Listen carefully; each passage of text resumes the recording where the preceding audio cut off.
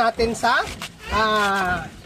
papaya. Ayan, para po siyang mawala yung lansa. Ang niyog. Ayan.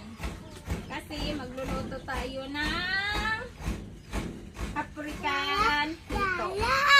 Ganito lang magkayot na niluto ng African hito.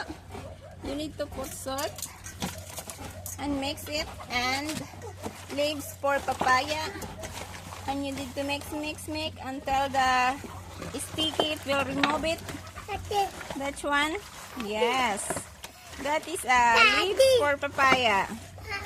You need to press it until the sticky will remove it.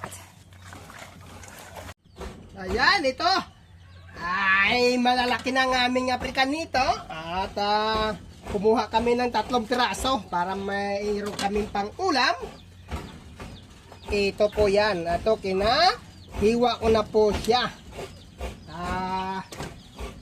Aking po siyang gagataan. Wow, yummy talaga to.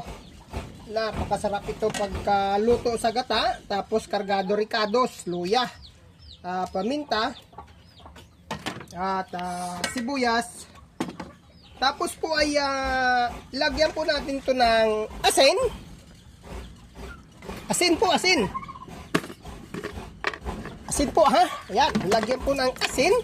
Ayan, yan. At saka gusutin po natin sa papaya. Ayan, para po siyang mawala yung lansa at yung kanyang laway. Yung laway, yung madulas. Yung madulas yan. Kailangan talaga yung gaganyanin nyo para po siyang walang lansa. Kay makuha itong African hito madulas. Ayan. Ganyan lang, asin. At saka